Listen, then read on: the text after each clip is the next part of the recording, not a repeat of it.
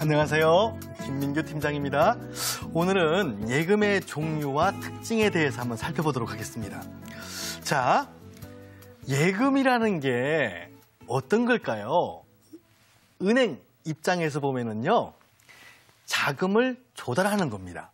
은행이 자금을 조달해야만 기업에 돈을 빌려줄 수 있지 않겠습니까? 그래서 예금은 은행 입장에서 보면은 자금을 조달하는 가장 중요한 수단이 되는 겁니다. 그래서 은행이 물론 꼭 그것만 가지고 자금을 조달하는 건 아니지만 통상적으로 은행이 자금을 조달 업무라고 한다는 건 예금 업무를 얘기합니다.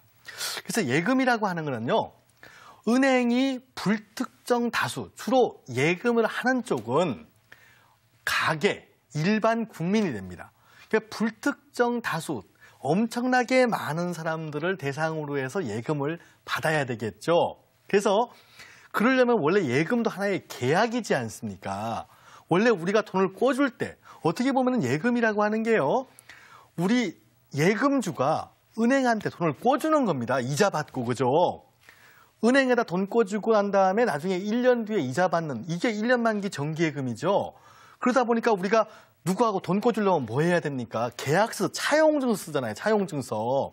그래서 우리가 원래는 은행 가서 차용증서를 쓰고 돈을 빌려줘야 되는데 일일이 가서 오는 사람마다 다 차용증서를 쓰면은, 계약서를 쓰면은 은행에서 일을 못 하겠죠. 그래서 은행에서는 불특정 다수를 대상으로 예금 업무를 하기 때문에 약관이라고 하는 걸 만들어 놓고요, 그 약관에 의해서 통장을 발행하게 됩니다.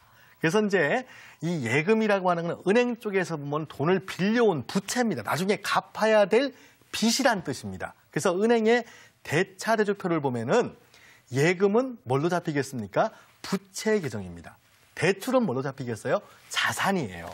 이렇게 되는데 예금의 법적 성질에 대해서는 뭐 다소 이론이 있습니다. 근데 다수설이 금전소비 임치계약이다 이렇게 얘기해요. 금전소비 임치계약, 임치라고 하는 말은요, 누구한테 맡긴다는 뜻이에요.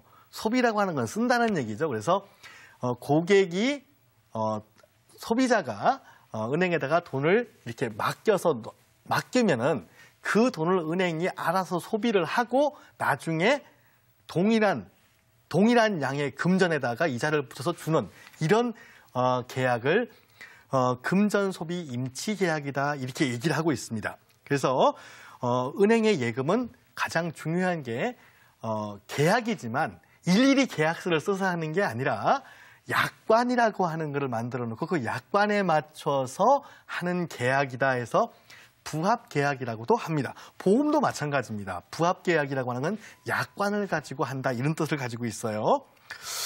자, 예금을 할 때요, 예금은 크게 세 종류로 나눕니다. 입출금이 자유로운 거, 이걸 요구불 예금이라고 하죠. 두 번째는요, 내가 매달 돈을 모아가지고 만기가 되면 목돈으로 받는 거, 푼돈 모아서 나중에 목돈으로 받는 형태를 뭐라고 하는가 하면은 적립식 예금이다 이렇게 얘기를 해요. 그 다음에 내가 목돈이 있어요. 그래서 재테크를 좀, 이자를 좀 많이 받고 싶어요. 이렇게 목돈을 가지고 운용하기 위한 예금을 우리가 거치식 예금이다 이렇게 얘기해요. 요구불 예금의 대표적인 예금은 뭐가 있을까요? 우리가 많이 들어본 보통예금, 저축예금입니다. 그 다음에 적립식 예금의 대표적인 예금은 누가 있을까요? 적금, 정기적금입니다. 그 다음에 거치식 예금의 대표적인 예금은 뭐가 있을까요? 정기예금입니다. 이렇게 보시면 되고요. 자, 근데 이 금융상품은 우리가 투자의 3요소다 이렇게 얘기를 하는데, 뭐 금융상품도 투자 상품이다 보니까 이 투자의 3요소를 똑같이 따라갑니다. 그래서 투자의 3요소로는 뭐가 생각나나요? 첫 번째 수익성, 그다음에 안전성, 그다음에 유동성입니다. 이 세 가지를 우리가 투자의 3요소다 이렇게 얘기를 하죠. 근데요, 이 세 가지가 다 좋으면 좋죠. 수익성도 좋고 안전성도 좋고